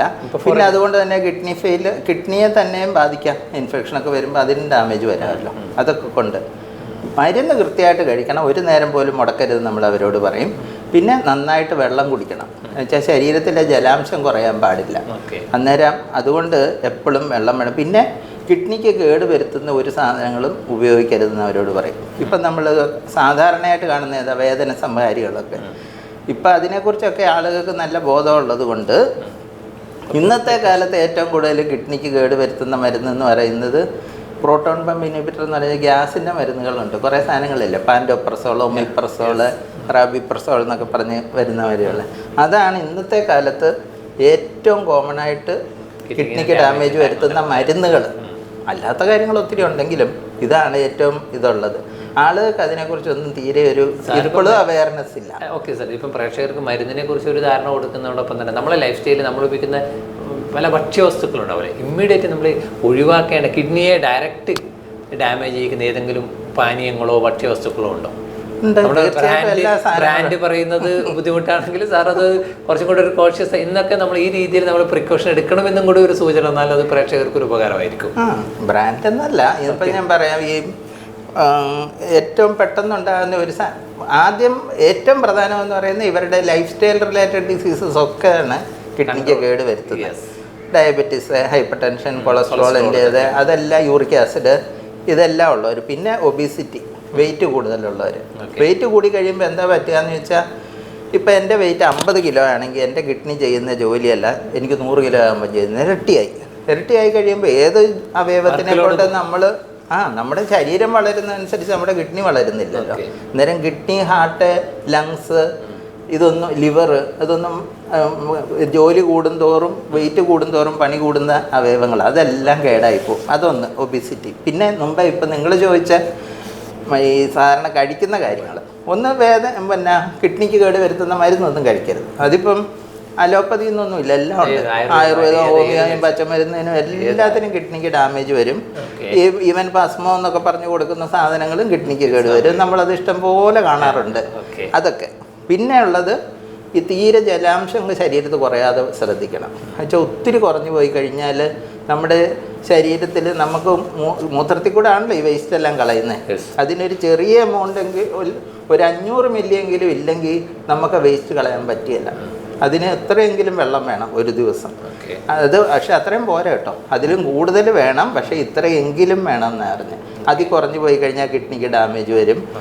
പിന്നെ ഭയങ്കര ചൂടുള്ള സമയത്തുമൊക്കെ ഇത് നമ്മുടെ ശരീരത്തിൽ ജലാംശമൊക്കെ കുറയുമ്പോൾ അങ്ങനെ കേടുവരാമല്ലോ. പിന്നെ ഈ വേറെ എന്തെങ്കിലും അസുഖമുള്ളവരാണെങ്കിൽ പ്രത്യേകിച്ച് ഇപ്പം പ്രഷറും ഒക്കെ ഉള്ളവരാണെങ്കിൽ അവർക്ക് രക്തക്കുഴലുകൾ കുറച്ച് ചെറുതായിരിക്കും ഈ കിഡ്നിക്കകത്തത്. അങ്ങനെയൊക്കെ വരുമ്പം ജലാംശം കൂടെ കുറഞ്ഞു കഴിഞ്ഞാൽ കിഡ്നിക്ക് കിട്ടുന്ന ബ്ലഡിൻ്റെ അളവ് തന്നെ കുറയും. അങ്ങനെ അതിന് കേടുവരും. പിന്നെ നമ്മൾ കഴിക്കുന്ന ഭക്ഷണത്തിനകത്ത് പ്രധാനമായിട്ടുള്ളത് ഈ ബോട്ടിലിനകത്ത് കിട്ടുന്ന സാധനങ്ങൾ, ഈ ഒത്തിരി ഗ്ലൂക്കോസ് ഒക്കെയുള്ള സാധനങ്ങളില്ലേ, ഇവർ കമ്പനിക്കാർ പറഞ്ഞാൽ എല്ലാം തന്നെ ഈ പെപ്സി, കൊക്കക്കോള എന്നൊക്കെ പറഞ്ഞ് ബോട്ടിലിനകത്ത് കിട്ടുന്നത്, അതിനകത്തൊക്കെ എന്തുമാത്രം ഗ്ലൂക്കോസാണെന്നറിയാം. നിങ്ങൾ യൂട്യൂബിനകത്ത് നോക്കിക്കഴിഞ്ഞാൽ അറിയാം. അവരൊരു ഒരു പാത്രത്തിനകത്ത് ഇതൊഴിച്ചിട്ട് സ്റ്റൗവിൻ്റെ പുറത്ത് വെച്ച് തിളപ്പിച്ച് കഴിയുമ്പം കുറേ കഴിയുമ്പോൾ അതിനടിയിൽ എന്തുമാത്രം ഗ്ലൂക്കോസാണ് കിടക്കുന്നറിയാം. ആ ഗ്ലൂക്കോസ് കൊണ്ടുള്ള കുഴപ്പം നമ്മൾ ദാഹിച്ച് കഴിയുമ്പോൾ ശരീരത്ത് വെള്ളമില്ലാത്തതിനാണ് നമ്മളിത് കുടിക്കുന്നത്. അന്നേരം ഇത് കുടിച്ച് കഴിയുമ്പോൾ ഈ ഗ്ലൂക്കോസ് എന്ന് പറയുന്നത് മൂത്രത്തിൽ കൂടെ ഏതായാലും പോകും. നോർമൽ ആളാണെങ്കിൽ അത് മൂത്രത്തിൽ കൂടെ അത് പോകുമ്പോൾ അതിൻ്റെ കൂടെ ഒരുപാട് വെള്ളവും പോകും. ശരിക്കും പറഞ്ഞാൽ ഇങ്ങനത്തേതൊക്കെ കുടിച്ച് കഴിയുമ്പം ആൾക്കാരുടെ ശരീരത്തിലെ ജലാംശം കുറയുകയാണ് ചെയ്യുന്നത്, അല്ലാതെ കൂടുകയല്ല ചെയ്യുന്നത്. അതുകൊണ്ട് ഡീഹൈഡ്രേഷൻ വരുന്നതുകൊണ്ട് അവർക്ക് കിഡ്നി ഫെയിലിയർ വരും. അതിപ്പോൾ എല്ലായിടത്തും ശരിക്കും പറഞ്ഞു കഴിഞ്ഞാൽ നമ്മുടെ ബുക്കിനകത്തും എല്ലാം ഉണ്ട്. ഇത് ഈ പേഷ്യൻറ്റിനോടൊക്കെ നമ്മൾ ചോദിക്കുന്നത് ഞാൻ കണ്ടിട്ടുണ്ട്. എനിക്കറിയാവുന്ന ഒരു ഡോക്ടർ തന്നെ ഇപ്പോഴല്ല, കുറേ കാലം മുമ്പ് അങ്ങേര് റൂമിൽ ഹോസ്റ്റലിൽ പുള്ളിക്കാരൻ പെട്ടിക്കണക്കിനാണ് ഇത് മേടിച്ച് വെച്ചിരിക്കുന്നത്. അതും മറ്റേ ലേസ് എന്നും പറഞ്ഞുള്ള സാധനമില്ലേ, അതും ഇതും മാത്രം തിന്നുണ്ട്. എന്നിട്ട് പുള്ളി ഒരു ദിവസം കിഡ്നി ഫെയിലിയറായിട്ട് അവിടെ വന്നിട്ടുണ്ട്. പിന്നെ എല്ലാം കൊടുത്ത് നന്നായി, എന്നാലും അതൊക്കെ വരാം. ഇതൊന്ന്. പിന്നെ ഒരുപാട് നമ്മൾ പ്രിസർവ് ചെയ്യുന്ന സാധനങ്ങളുണ്ട്. ഈ ഒന്ന് പാക്കറ്റിനകത്തുള്ള ഫുഡൊക്കെ, ഒന്ന് അതിനകത്ത് എന്നാ ഉള്ളതെന്ന് നമുക്കറിയത്തില്ല. രണ്ടാമത്തെ കാര്യം എന്നാന്ന് വെച്ചാൽ പ്രീ കുക്ക്ഡ് ആയിട്ടുള്ള സാധനങ്ങൾ. പിന്നെ ഫാസ്റ്റ് ഫുഡിനകത്ത് ഒരുപാട് സാധനങ്ങളുണ്ട്. പ്രീ കുക്ക്ഡ് എന്ന് പറഞ്ഞു കഴിഞ്ഞാൽ ഇവരൊക്കെ ഇല്ലേ, ഈ കുറേ സാധനങ്ങളുണ്ടല്ലോ, ഷവർമ എന്ന് പറഞ്ഞ് കിട്ടുന്നത്. പിന്നെ ഈ KFC മറ്റേ സാധനങ്ങളില്ലേ, പിന്നെ മക്ഡൊണാൾഡ്സിൻ്റെ സാധനങ്ങളെല്ലാം, അതെല്ലാം അവർ കുക്ക് ചെയ്ത് വെച്ചിരിക്കുന്ന സാധനങ്ങളാണ്. അത് അന്നേരം എടുക്കുന്ന. അന്നേരം പ്രീ കുക്ക്ഡ് സാധനങ്ങൾക്കകത്തൊക്കെ പ്രിസർവേറ്റീവ് കാണും, ഒത്തിരി ഉപ്പ് കാണും. അതൊക്കെ ഇട്ടിരിക്കുന്നത് കൊണ്ടാണ് അത് കേടാകാതെ അവിടെ ഇരിക്കുന്നത്, അല്ലാതെ സാധാരണയുള്ള ഇരിക്കല്ല. ഇതെല്ലാം കിഡ്നിക്ക് കേട് വരുത്തും. പിന്നെ ഈ വേദന ഗുളിക കഴിക്കുമ്പോൾ പ്രത്യേകിച്ച് ഈ പാരസെറ്റമോൾ പോലത്തെ ടാബ്ലറ്റൊക്കെ കഴിച്ചാൽ കേട് വരാമെങ്കിലും അത് അത്ര സാധാരണ അല്ല. ഉള്ളതിൽ കുറച്ച് കുറവുള്ളത് ഈ പാരസെറ്റമോളൊക്കെ തന്നെയാണ്. പക്ഷേ അങ്ങനെയുള്ള മരുന്നുകൾ കഴിക്കുമ്പം നമ്മൾ ഏറ്റവും കൂടുതൽ ശ്രദ്ധിക്കേണ്ടത് നന്നായിട്ട് വെള്ളം കുടിക്കണം. ഈ മരുന്നുകൾ, ഈ വേദനയുടെ ഗുളിക അങ്ങനത്തെ ഇതൊക്കെ കൊടുക്കുമ്പം ജലാംശം കുറവുണ്ടെങ്കിൽ കിഡ്നിക്ക് ഡാമേജ് ഭയങ്കരമായിട്ടുണ്ടാകും, പെട്ടെന്നുണ്ടാകുകയും ചെയ്യും. അതുകൊണ്ടാണ് ഈ ഓപ്പറേഷനൊക്കെ കഴിഞ്ഞ് ഭക്ഷണം കഴിക്കാതെ കിടക്കുന്നവർക്ക് നമ്മൾ ഡ്രിപ്പ് കൊടുക്കുന്നത് കണ്ടിട്ടില്ലേ, അത് അതിന് വേണ്ടി അവരുടെ ശരീരത്തിൽ ജലാംശം കുറഞ്ഞു വന്നിരിക്കണം. അന്നേരം അവർക്ക് ഈ മരുന്നിൻ്റെയൊക്കെ കൊടുത്തു കഴിഞ്ഞാൽ അവർക്കത് വരാനുള്ള സാധ്യത ഭയങ്കര കൂടുതലാണ്. സീസൺ നമ്മളിപ്പം കിഡ്നി ട്രാൻസ്പ്ലാന്റിനെ കുറിച്ചും അല്ലെങ്കിൽ അതിൻ്റെ ഡോണറെ കുറിച്ചൊക്കെ പറഞ്ഞു. അതിൻ്റെ സാഹചര്യം, അതായത് കിഡ്നി എപ്പോഴാണ് ഒരു പേഷ്യൻറ്റ് കിഡ്നി ട്രാൻസ്പ്ലാന്റ് ചെയ്യേണ്ടതും അതെങ്ങനെയാണ് പിന്നെ ഡോണറെ കണ്ടെത്തുന്നതും, അവർ ഫിസിക്കലി ഫിറ്റ് ആണ്, ബോത്ത് റിസീവർ ആൻഡ് ഡോണറാണ് കൂടുതൽ ഫിസിക്കലി ഫിറ്റ് ആവേണ്ടതെന്നും സാറ് പറഞ്ഞു. ഇതിൻ്റെ ഒരു ലീഗൽ സൈഡ് എന്താണ് സാർ? ഇതിൻ്റെ ലീഗൽ പ്രൊസീജിയർ എന്താണ്? ലീഗൽ പ്രൊസീജിയർ ഇപ്പം നമ്മളുടെ ട്രാൻസ്പ്ലാന്റ് കോർഡിനേറ്റർ ഉണ്ട്, ആവണി. ഓക്കെ. അങ്ങനെയാണ് ഇതെല്ലാം കാര്യമായിട്ട് ഇത് ചെയ്യുന്നത്. നമ്മൾ കൊണ്ട് ചെയ്യുന്നുണ്ടെങ്കിൽ ആ കുട്ടിയാണ് അതിൻ്റെ എല്ലാം പ്രൊസീജിയർ സാർ മറ്റേ മെഡിക്കൽ ഇതൊക്കെ ആണെങ്കിൽ അങ്ങനെയായിരിക്കും കുറച്ചുകൂടെ ഇത് അതിന്റെ ലീഗൽ സൈഡ് ചെയ്യുന്നത്. അങ്ങനെയാണല്ലോ ഇവരോടെല്ലാം നല്ലപോലെ എക്സ്പ്ലെയിൻ ചെയ്ത് കൊടുക്കുന്നതും കൂടുതലും ഇവര് തന്നെയാണ്, അവന് തന്നെ. അതുകൊണ്ട് അങ്ങനെ പറയും. അല്ല, അങ്ങനെയാണെങ്കിൽ അവനോട് നമുക്ക്, കാരണം എന്താ വെച്ചാൽ ഈ കിഡ്നി ട്രാൻസ്പ്ലാന്റ് ചെയ്യുന്ന സമയത്ത്, അതായത് ഈ ഡോണറെ കണ്ടെത്തുന്ന ഒരു ബൈസ്റ്റാൻഡേഴ്സ് ഏതെങ്കിലും തരത്തിൽ ഡോണറെ കണ്ടെത്തും അവർ. നിങ്ങളുടെ കിഡ്നിയാണ് ഞങ്ങൾക്കിത് മാറ്റി വെക്കേണ്ടത് അങ്ങനെ പറയുന്ന ഒരു സിറ്റുവേഷൻ ഉണ്ടല്ലോ.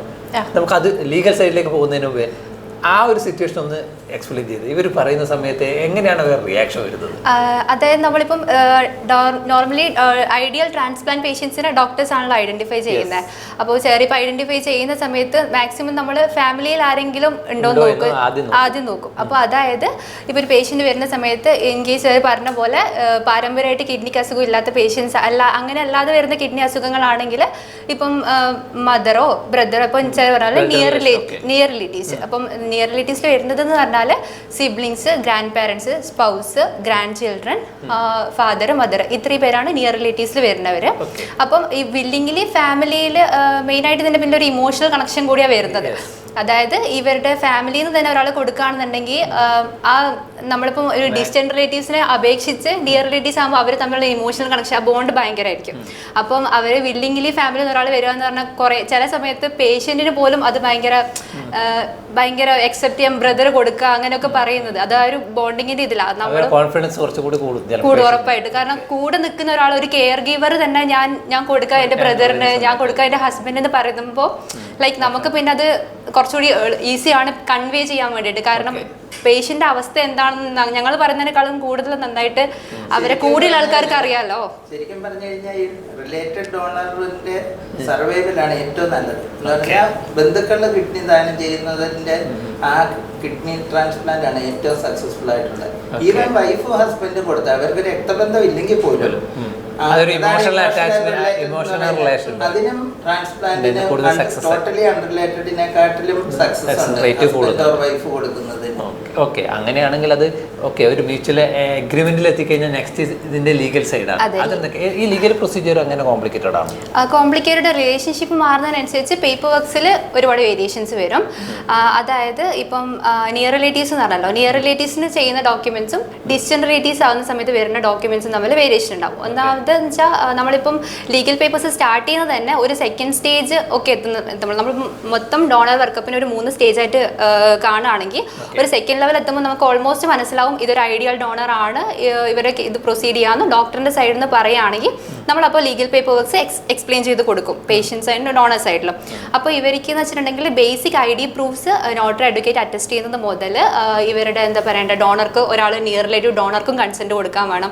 അപ്പം ഇതിൻ്റെ പിന്നിൽ ലൈക്ക് കറക്റ്റായിട്ട് എത്തിക്കൽ ആസ്പെക്ട്സ് ഫോളോ ചെയ്തിട്ട് ഗവൺമെൻറ് റൂൾസ് ഫോളോ ചെയ്തിട്ട് പോകാൻ വേണ്ടിയിട്ട് ലൈക്ക് ഓരോ റിലേഷൻഷിപ്പ് സർട്ടിഫിക്കറ്റ്സ് ആണെങ്കിൽ നമുക്ക് ഗവൺമെൻറ് അതോറിറ്റി അത് അറ്റസ്റ്റ് ചെയ്യുന്നത് വില്ലേജ് ഓഫീസർ ആയിരിക്കും. കറക്റ്റ് ഇപ്പം ബാക്കി ഇതിൻ്റെ പിന്നിൽ കൊമേഴ്ഷ്യലായ ഡീലിങ്സും കാര്യങ്ങളും ഒന്നുമില്ല. അതൊക്കെ നമ്മൾ ഓൾറെഡി പേഷ്യൻസ് ആയിട്ട് എക്സ്പ്ലെയിൻ ചെയ്ത് കൊടുക്കും. ഇതിൻ്റെ പെനാൽറ്റി ഇങ്ങനെ ആയിരിക്കും വരുന്നുണ്ടാവുക കാര്യങ്ങളൊക്കെ. അപ്പോൾ അതൊക്കെ വെരിഫൈ ചെയ്യാൻ വേണ്ടിയിട്ട് ഓരോ ഗവൺമെൻറ് അതോറിറ്റീസ് ഉണ്ടാവും. അപ്പോൾ അവരുടെ ഒക്കെ ഡോക്യുമെന്റ്സ് ഇതിൽ കൊമേഴ്ഷ്യൽ ഓഫീസൊന്നും ഉണ്ടാവാൻ പാടില്ല എന്ന് പറയുന്ന സമയത്ത്, ഫോർ എക്സാമ്പിൾ നമ്മളിപ്പോൾ ഒരു സ്ട്രേഞ്ചർ ഔട്ട്സൈഡിൽ നിന്ന് ഒരു കിഡ്നി ഡൊണേറ്റ് ചെയ്യുന്ന സമയത്ത്, ഡൊണേഷൻ അല്ല ഒരു കിഡ്നി കൊടുക്കുകയാണെങ്കിൽ സ്വാഭാവികമായിട്ട് നമ്മൾ കാണാറുണ്ട്, പത്രങ്ങളിലൊക്കെ വായിക്കാറുണ്ട്, ചിലപ്പോൾ അതൊരു ബാർഗൈനിങ് ഒക്കെ ഉണ്ടാകുന്ന ഒരു ചില സിറ്റുവേഷൻസ് അറേസ് ചെയ്യണം. അങ്ങനെ ഒരു സിറ്റുവേഷൻസ് അറേസ് ചെയ്യുന്ന സമയത്ത് എന്ത് ചെയ്യും? അതെന്ന് വെച്ചിട്ടുണ്ടെങ്കിൽ നമ്മൾ ഹോസ്പിറ്റൽ അതോറിറ്റി അല്ല ശരിക്കും കൊമേഴ്ഷ്യൽ ഡീലിങ്സ് ചെക്ക് ചെയ്യാൻ ഗവൺമെന്റ് പാർട്ടി ഉണ്ടാവും. DYSP തുടങ്ങിയ ആളുകൾ നമ്മൾ മാത്രമല്ല ഹോസ്പിറ്റൽ ഡിസ്റ്റന്റ് റിലേറ്റീവ്സിന്റെ കേസിൽ ഏതൊരു ഹോസ്പിറ്റൽ ഡിസ്റ്റന്റ് റിലേറ്റീവ്സ് ഡൊണേറ്റ് ചെയ്യുകയാണെന്നുണ്ടെങ്കിലും ഹോസ്പിറ്റലിന്റെ ഒരു ഓതറൈസേഷൻ കമ്മിറ്റി ഉണ്ടാവും. അവരാണ് ഇവിടുന്ന് ഫയലും കാര്യങ്ങളൊക്കെ വെരിഫൈ ചെയ്തിട്ട് ഗവൺമെന്റിലേക്ക് ഫോർവേഡ് ചെയ്യുന്നത്. അപ്പം മൊത്തം ഇപ്പം 3 സോണായിട്ട് കേരളത്തിൽ ഉണ്ടാവുക. North zone, central zone, south zone എന്ന് പറയുകയാണെങ്കിൽ നമ്മൾ നോർത്ത് സോൺ എന്ന് പറയുന്നത് കാലിക്കറ്റ് ഗവൺമെന്റ് മെഡിക്കൽ കോളേജാണ് വരുന്നത്. അപ്പോൾ അൺറിലേറ്റഡോ ഡിസ്റ്റന്റ് റിലേറ്റഡോ ആയ ഒരു കേസ് പോലും ഹോസ്പിറ്റൽ അതോറിറ്റിക്ക് ഇവരുടെ ഡോണർ ആയിട്ട് സ്വീകരിക്കാന്ന് പറഞ്ഞാൽ നമുക്ക് കൊടുക്കാനുള്ള അതോറിറ്റി പെർമിഷൻ ഇല്ല. സോ ഈ ഡോക്യുമെന്റ്സ് ഒക്കെ നമ്മൾ ലൈക്ക് പേഷ്യൻസിന്റെ നമ്മളെപ്പോഴും ഫോളോ അപ്പ് ചെയ്തുകൊണ്ടിരിക്കും. പേഷ്യൻസ് ഏത് സ്റ്റേജിലെത്തിന്ന് കംപ്ലീറ്റ് ആയ ഒരു ഫയല് ഗവൺമെന്റിലേക്ക് അയച്ച് ഇവരെ സെപ്പറേറ്റ് ഡോണർ, റെസിപ്പിയന്റ്, അതുപോലെ തന്നെ ഡോണർക്ക് ഒരു നിയർ റിലേറ്റീവ്സ് കൺസെന്റ് കൊടുക്കണമെന്ന് പറഞ്ഞല്ലോ. അവര് ലൈക്ക് അവർ സ്വന്തമായിട്ട് consent like notary advocate attest ചെയ്ത ഡോക്യുമെന്റ്സ് ഇതൊക്കെ വെച്ചിട്ട് ഗവൺമെന്റിൽ എത്തിയ ഫയല് ഗവൺമെന്റ് വെരിഫൈ ചെയ്തതിന് ശേഷമാണ് അവർ അപ്രൂവൽ തരുന്നത്. ഗവൺമെന്റിന് അപ്രൂവൽ കിട്ടിയ പേഷ്യൻസിനെ മാത്രമേ നമുക്ക് ഹോസ്പിറ്റലിന് ട്രാൻസ്പ്ലാന്റ് ആയിട്ട് മുന്നോട്ട് കൊണ്ടുപോകാൻ പറ്റുള്ളൂ. അപ്പം ഈ പേപ്പർ വർക്ക്സും കാര്യങ്ങളൊക്കെ നമ്മളല്ല ഡോക്യുമെന്റ്സ് ഒക്കെ വെരിഫൈ ചെയ്യുന്ന ഗവൺമെന്റ് അതോറിറ്റീസാണ്. അപ്പൊ അതിനുള്ള ഫെസിലിറ്റീസ് ഗവൺമെന്റ് അതോറിറ്റീസിലുണ്ട്. അങ്ങനെയാണ് ഞങ്ങളത് നമ്മൾ സാധാരണ ഈ കിഡ്നി അതായത് ദാറ്റ് മീൻസ് ഡിസ്റ്റന്റ് റിലേറ്റീവ്സ് അല്ലാതെ പൂർണ്ണമായിട്ട് ഔട്ട്സൈഡിൽ നിന്ന് ഒരാൾ വലിയ സമയത്ത് ചിലപ്പോൾ പറയാറുണ്ട് ഇത് കുറച്ച് ലീഗൽ കോംപ്ലിക്കേഷൻ വരുന്ന ഒരു സിറ്റുവേഷൻ റേസ് ചെയ്യാറുണ്ട് എന്ന് പറഞ്ഞു. ഇപ്പം അവിടെ പറഞ്ഞതുപോലെ അതിപ്പോൾ ഇപ്പോൾ ഇവിടെ നോർത്ത് സോൺ ആയതുകൊണ്ട് കാലിക്കറ്റ് മെഡിക്കൽ കോളേജിലാണ് അപ്രൂവൽ ചെയ്യുന്നത്. പക്ഷേ ഈ അപ്രൂവൽ പോകുന്ന സമയത്ത് ഇത് പില്ലർ ടു പില്ലർ അപ്രോച്ച് നടക്കുന്ന സമയത്ത് ചിലപ്പം ഈ ബൈസ്റ്റാൻഡേഴ്സ് തന്നെ ചില സ്ഥലങ്ങളിലേക്ക് പോകുന്ന സമയത്ത് ബാഡ് എക്സ്പീരിയൻസ് ഒക്കെ ഉണ്ടാകാറുണ്ടെന്ന് പറയുന്നുണ്ട്. ഈ പറയുന്നത് പോലെ അത്ര ഈസി വർക്കാണോ ഈ ലീഗൽ സൈഡ് അപ്രൂവൽ കിട്ടുന്നത്? ആയിരിക്കില്ല. എന്താണെന്നറിയാം, ഇപ്പം ഈ കാര്യം എന്താ പറഞ്ഞാൽ നിയമപരമായിട്ട് നമ്മൾ കൊമേഴ്ഷ്യൽ അതായത് പൈസയ്ക്ക് വേണ്ടിയൊന്നും ഒരു അവയവം വിൽക്കാൻ പാടില്ല നിയമം അനുസരിച്ചിട്ട്. അന്നേരം ഇത് നമ്മൾ ബന്ധുക്കളാണെന്നുണ്ടെങ്കിൽ അവർ കൊടുക്കുന്ന അവരുടെ ഇമോഷണൽ ഇതായിട്ട് വെച്ചായിരിക്കും. ഹസ്ബൻഡോ വൈഫോ കൊടുക്കുന്നതിനകത്തൊന്നും നമുക്ക് അധികം സംശയിക്കാനില്ല. അതിനകത്ത് കൂടുതലും വരുന്ന പ്രശ്നം എന്ന് പറഞ്ഞു കഴിഞ്ഞാൽ അവർ തന്നെയാണോ എന്നുള്ളതാണ്. അതാണ് നമ്മൾ കൺഫേം ചെയ്യുന്നത്. ഒരു മനുഷ്യൻ വന്നിട്ട് ഇതെന്റെ ഹസ്ബൻഡാന്നും പറഞ്ഞ് ഒരുത്തന്നെ വിളിച്ചോണ്ട് ഒരു പേഷ്യന്റ് വന്നു കഴിഞ്ഞാൽ അത് ഹസ്ബൻഡ് തന്നെയാണോ എന്ന് നമുക്കറിയത്തില്ല. അതിനുവേണ്ടിയാണ് നമ്മൾ കാര്യമായിട്ട് ചെയ്യുന്ന വെരിഫിക്കേഷൻ. അതും നമ്മൾ കറക്റ്റായിട്ട് അവിടെ പറഞ്ഞു അവരുടെ ഇതാളാരാണെന്നുള്ളത് വില്ലേജ് ഓഫീസറുടെയും പോലീസിൽ നിന്നും എല്ലാം ഇത് മേടിച്ചിട്ടാ വരുന്നത്. ബ്രദറാന്ന് പറയുന്ന പോലും നമുക്ക് ഒരിക്കലും വിശ്വസിക്കാൻ പറ്റിയല്ല.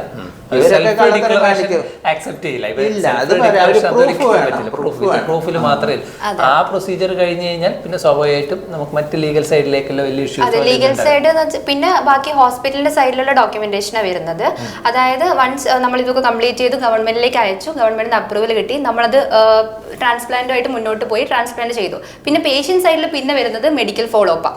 ലീഗൽ ഫോളോ അപ്പ് ഹോസ്പിറ്റൽ സൈഡിലാണ് വരുന്നത്. നമ്മൾ ഗവൺമെന്റിലേക്ക് കറക്റ്റ് ആയിട്ട് മന്ത്ലി എത്ര ട്രാൻസ്പ്ലാന്റ്സ് ചെയ്യുന്നു കാര്യങ്ങൾ.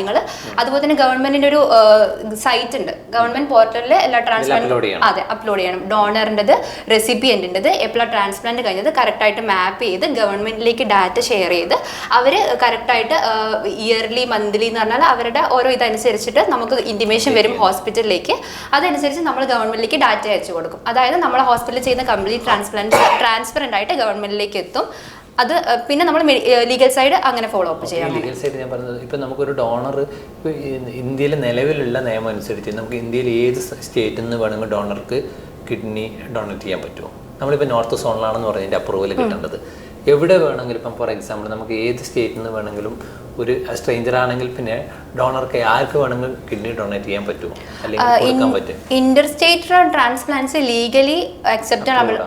ഇന്റർ സ്റ്റേറ്റ് ട്രാൻസ്പ്ലാന്റ്സ് അതായത് ഇപ്പം നമ്മളുടെ ഒരു പേഷ്യൻ്റ് ഇപ്പോൾ അവർ മാരി ചെയ്തത് വേറൊരു സ്റ്റേറ്റിലുള്ള ഒരാളെയാണെന്ന് വിചാരിക്കുക.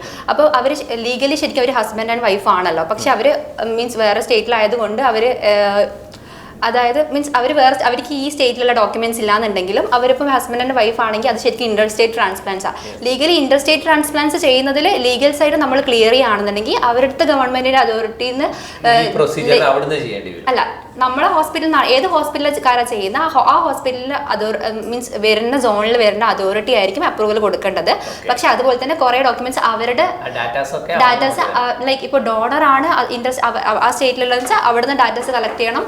അതുപോലെ തന്നെ കുറെ പേപ്പർ വർക്ക്സ് ഉണ്ട് ഇവിടുന്ന് കളക്ട് ചെയ്ത് ലൈക്ക് നമ്മൾ അതോറിറ്റിയുടെ മുന്നിൽ വെച്ച് അതും ഇതുപോലെ തന്നെ ഗവൺമെന്റിന് കംപ്ലീറ്റ് വെരിഫിക്കേഷൻ കഴിഞ്ഞതിന് ശേഷം പ്രൊസീഡ് ചെയ്യാം. അത് ലീഗൽ ആണ് അങ്ങനെ ചെയ്യുന്നത്. ഇതെന്നാന്നറിയോ ഒരു പ്രശ്നം എന്താ വെച്ചാൽ ഈ അൺറിലേറ്റഡ് ചെയ്യുമ്പോൾ അത് എന്ത് കാരണത്താലാണ് അവർ പെർമിഷൻ കൊടുക്കുന്നതെന്ന് ചോദിച്ചാൽ ഇപ്പം ഒരാൾക്ക് ഡോണർ വേറെ കിട്ടാനില്ല, അന്നേരം പിന്നെ അവർ അൺറിലേറ്റഡ് ചെയ്യും. പക്ഷെ അൺറിലേറ്റഡ് ഒരിക്കലും പൈസയ്ക്ക് വേണ്ടി ചെയ്യാൻ പാടില്ല, അവർ കാശിന് വേണ്ടി ചെയ്യാൻ പാടില്ല. അന്നേരമാണ് ഈ കമ്മിറ്റിയുടെ പ്രശ്നം വരുന്നത്. അന്നേരം നമ്മൾ അവരോട് പോയി നമ്മൾ ബോധ്യപ്പെടുത്തുന്നത് എന്താണെന്ന് വെച്ച് കഴിഞ്ഞാൽ ഇവർക്ക് വേറൊരു ഡോണർ ഇല്ല. അതുകൊണ്ടാണ് ഈ അൺറിലേറ്റഡ് പ്രശ്നം വരുന്നത്. പക്ഷേ ആ അൺറിലേറ്റഡ് ആള് പൈസയ്ക്ക് വേണ്ടി അല്ലാതെ എന്തിനു വേണ്ടി കൊടുക്കുന്നു എന്നുള്ളൊരു കാര്യമുണ്ട്. അതും അവരോട് എക്സ്പ്ലെയിൻ ചെയ്യണം. അത് അവർ കൺവിൻസ്ഡ് ആയാലേ അവർ പെർമിഷൻ തരുള്ളൂ. അതുകൊണ്ടാണ് ഇന്റർ സ്റ്റേറ്റ് ഒക്കെ പ്രയാസം വരുന്നത്. ഇപ്പം തമിഴ്നാട്ടിലുള്ള ഒരാൾ എനിക്ക് കിട്ടി തരാൻ വന്നു കഴിഞ്ഞാൽ അതിലെന്തിനാ എനിക്ക് കാശിനല്ലാതെ എന്തിനു തരുന്നത്? അതന്നേരം നാച്ചുറലി ആ കമ്മിറ്റിയിൽ ഇരിക്കുന്നവർ ചോദിക്കാൻ പോകുന്ന ക്വസ്റ്റ്യൻ ഇതാ. പക്ഷെ മറ്റേത് അങ്ങനല്ല. ഇപ്പം ഒരാളിപ്പം ഞാനിപ്പോൾ കോട്ടയത്ത് ജോലി ചെയ്തുകൊണ്ടിരുന്നു, ഇപ്പം ഞാൻ കണ്ണൂരാണ്, ഇപ്പം എനിക്ക് കിഡ്നി ഫെയിലിയർ വന്നത് എൻ്റെ ഫ്രണ്ട് ആയിരിക്കും, അവർ ചിലപ്പോൾ എന്നോടുള്ള ഇഷ്ടം കൊണ്ട് തന്നിരിക്കും, തരികയില്ലെന്ന് പറയാൻ പറ്റുമോ? അന്നേരം അങ്ങനെയൊക്കെയാണ് സാധാരണ ഈ അൺറിലേറ്റഡ് വരുമ്പോഴത്തേനും അവർ കൊടുക്കുന്നത്. വേറെ എന്തെങ്കിലും കണക്ഷൻസ് കാണും അവർക്ക് തമ്മിൽ, അല്ലാതെ വെറുതെ ആരെങ്കിലും ഒരു കാര്യമില്ലാതെ ഒരാൾക്ക് കൊടുക്കുന്നെന്ന് പറഞ്ഞു കഴിഞ്ഞാൽ അവര് സമ്മതിക്കില്ല, കമ്മിറ്റിക്കാർ ഒരിക്കലും സമ്മതിക്കില്ല. അങ്ങനെ ഒരു സിറ്റുവേഷൻസ് റേസ് ചെയ്യാനുണ്ട്. ഓക്കെ, മീഡിയ ട്രാക്കിൻ്റെ ഈ എപ്പിസോഡ് ഇവിടെ വൈൻഡപ്പ് ചെയ്യുകയാണ്. ഇന്നത്തെ എപ്പിസോഡ് കിഡ്നി ട്രാൻസ്പ്ലാന്റേഷൻ വളരെ ഇൻട്രസ്റ്റിംഗ് ആയ ഒരു ടോപ്പിക്കാണ്. അതോടൊപ്പം തന്നെ വളരെ സീരിയസ് ആയിട്ട്, കാരണം ജനങ്ങൾക്ക് ഏറ്റവും കൂടുതൽ അറിയേണ്ടതും നമ്മളൊരു കിഡ്നി എങ്ങനെ എങ്ങനെ പ്രൊട്ടക്റ്റ് ചെയ്യാം എന്നത് ആദ്യം നമ്മൾ മനസ്സിലാക്കുക. അതിനുശേഷമാണ് നമ്മൾ കിഡ്നിക്ക് അസുഖം വന്നു കഴിഞ്ഞാൽ ട്രാൻസ്പ്ലാന്റ് സ്റ്റേജിലേക്ക് എങ്ങനെ വരുന്നു, അതിൻ്റെ ലീഗൽ സൈഡ്, അതിൻ്റെ ഫോളോ അപ്പ്, ഇതൊക്കെയാണ് ഇന്ന് ഈ മീഡിയ ട്രാക്കിൻ്റെ ഇന്നത്തെ എപ്പിസോഡ് നമ്മൾ ഡിസ്കസ് ചെയ്തത്. ഈ വിഷയത്തെക്കുറിച്ച് കണ്ണൂർ ആസ്റ്റർ മിംസിലെ നെഫ്രോളജിസ്റ്റ് ഡോക്ടർ ബിജോയ് ആൻ്റണി, അതോടൊപ്പം തന്നെ ഇതിൻ്റെ ട്രാൻസ്പ്ലാന്റിൻ്റെ കോർഡിനേറ്റർ ആവണി, ഇതാണ് വളരെ ഡീറ്റെയിൽ ആയിട്ട് കാസർഗോഡ് ഡിവിഷൻ്റെ പ്രേക്ഷകരോട് സംസാരിച്ചത്. എല്ലാ പ്രേക്ഷകർക്കും നന്ദി, നമസ്കാരം, താങ്ക് യു.